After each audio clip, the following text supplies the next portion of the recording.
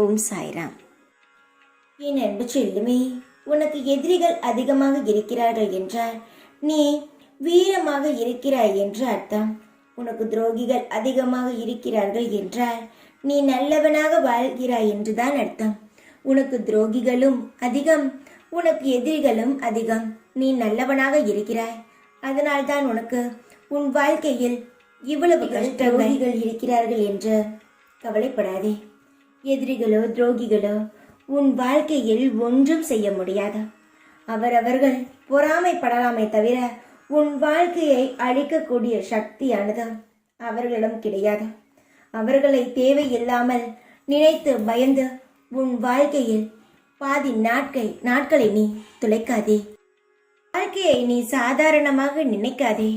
பல எதிரிகளும் துரோகிகளும் இருந்தால்தான் சுவாரஸ்யமாகவே இருக்கும். அப்பொழுதுதான் உன் வாழ்க்கையில் நீ ஜெயிக்க வேண்டும் என்று கூட உனக்கு தோன்றும். வாழ்க்கையை சாதாரணமாக நினைத்து விடாதே.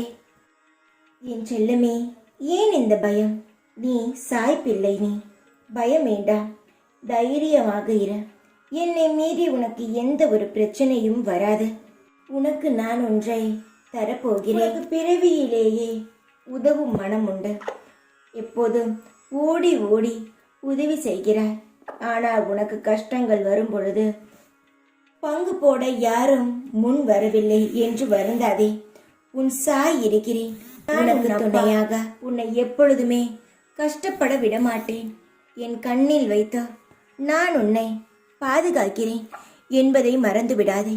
சந்தோஷமாக நீ வாழ்வாய். என் பரிபூர்ண ஆசீர்வாதங்கள் எப்பொழுதுமே உனக்கு உண்டு. யாரும் இல்லை என்று சோர்ந்து போய்விடாதே. உனக்காக நான் இருக்கிறேன். தைரியமாக இரு.